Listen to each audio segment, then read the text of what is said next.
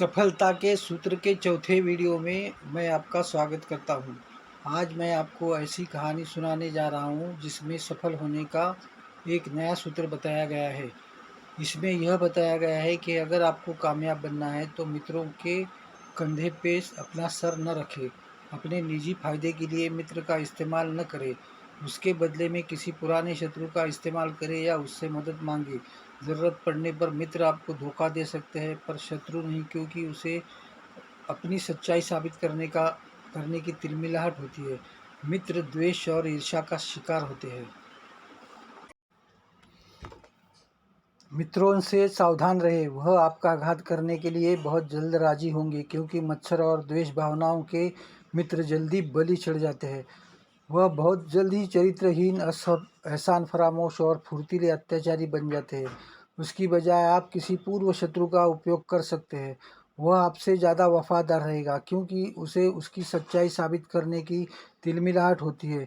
शत्रुओं से डरने की बजाय मित्रों से ही ज़्यादा घबराने की ज़रूरत होती है। अगर आपको शत्रु नहीं होंगे तो शत्रु बनाने का तरीका ढूंढो। मध्य युग के सरंजाम शाही कालखंड के दरमियान अवंती नगरी लगातार राजविद्रोह और सत्ता संघर्ष इनकी ज्वालाओं में धधक रही थी। राजा दिलीप सेन जब राजगद्दी पर आया, वह भी एक सेनापति के षड्यंत्रों की वजह से। उसका चाचा शमशेर सिंह एक पराक्रमी योद्धा था। राजा दिलीप सेन की सौतेली माँ और उसका प्रेमी, इन दोनों की हत्या करके शमशेर सिंह ने दिलीप सेन को राजगद्दी पर बिठाया। दिलीप सेन उस वक्त सिर्फ 20 साल का था। चारों तरफ शक भरा माहौल था।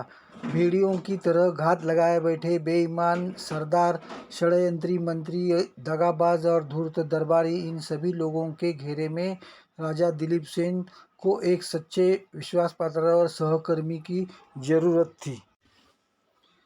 सलाहकार की ज़रूरत थी। उसकी नज़र अपने आप ही बब्बर के ऊपर चली गई।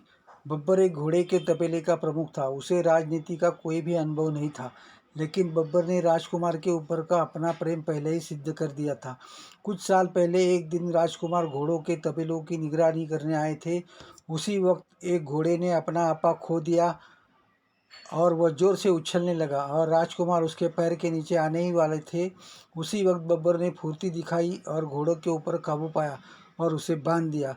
बब्बर के शौर्य की तारीफ करके राजकुमार ने उसे घोड़ों के प्रमुख पद से हटाकर अश्वदल का प्रमुख बनाया। अपने मित्र को राजकुमार ने अपने अनेकों बार मूल्यवान जेवरात और भेंट वस्तुएं उपहार के रूप में दी। वह दोनों हमेशा साथ साथ रहने लगे और अच्छे दोस्त भी बन गए। राजकुमार ने बब्बर को प्रशिक्षित करने का निर्णय ले लिया। बब्बर को अवंती नगरी की एक अच्छी पाठशाला में भेज दिया गया और धीरे धीरे एक गांव का लड़का और घोड़ों को प्रशिक्षित करने वाला बब्बर नागरी सभ्यता के शिष्टाचारों से संस्कारित एक दरबारी बन गया। अब दिलीप सेन एक राजा था और उसे एक विश्वास पात्र सलाहकार की ज़रूरत थी। बचपन से ही उसे प्रिय रहने वाले और उसके एहसानों से दबे बब्बर से भला उसे दूसरा और कौन विश्वास पात्र सहकर्मी मिल सकता था। बब्बर को इस काम का भी प्रशिक्षण और अनुभव दिया जा सकता है, ऐसा दिलीप सेन ने सोच लिया।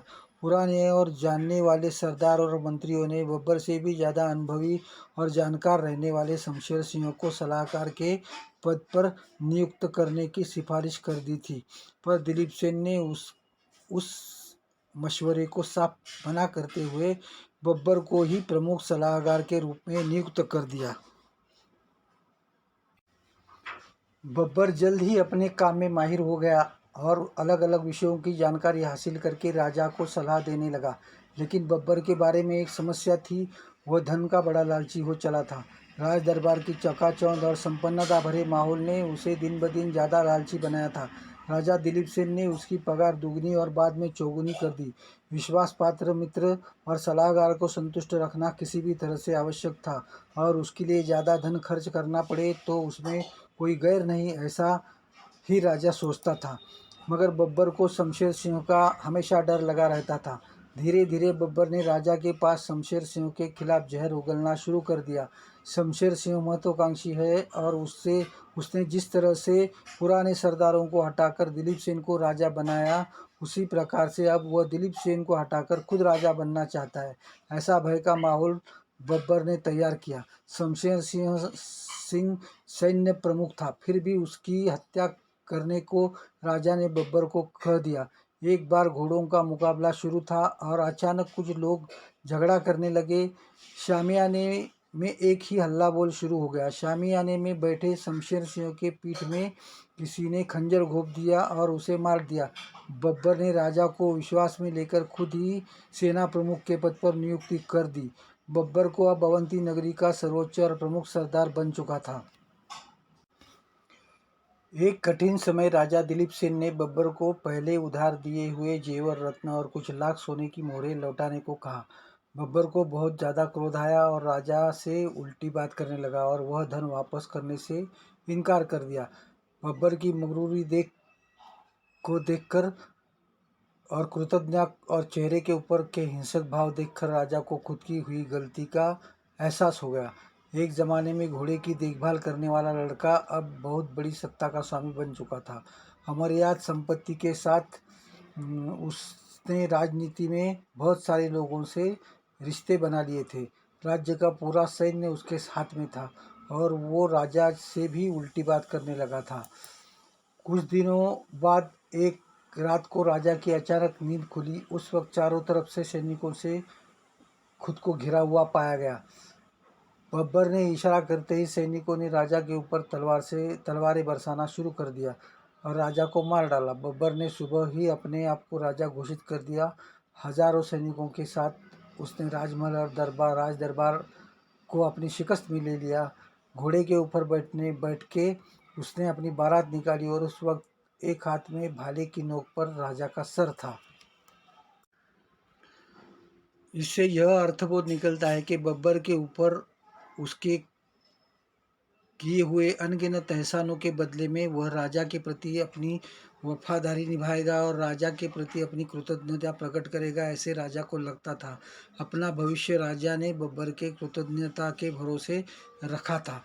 यह राजा की बड़ी गलती थी। बब्बर को लगातार बढ़ोतरी देके, उसके हाथों में सत्ता के सूत्र देके, सभी तरह की सहायता और धन संपत्ति देकर राजा ने खुद अपने हाथों से एक भस्मासुर का निर्माण किया था। मैं जो भी मांगता हूँ वह सब राजा मुझे देता है। इसका लगातार अनुभव लेने के बाद में बब्बर को ऐसा लगने लगा था कि यह सब उसकी गुणवत्ता के कारण ही उसे मिल रहा था। ऐसा ही उसका यकीन हो गया था। ऐसी परिस्थिति में एक सामान्य बुद्धि का आदमी जो करता है वही उसने किया। अपने ऊपर एहसान करने वालों का विश्वासघात कर दिया। जब बब्बर ने राजा को उल्टा बोलना शुरू किया था, उसी वक्त राजा ने उसे उसके पद से हटाया होता तो राजा की मृत्यु नहीं होती थी। मगर इतने साल की दोस्ती की वजह से राजा जैसे अंधा हो गया था और आखिर तक उसने अपने मित्र के कंधे पर सर रख दिया।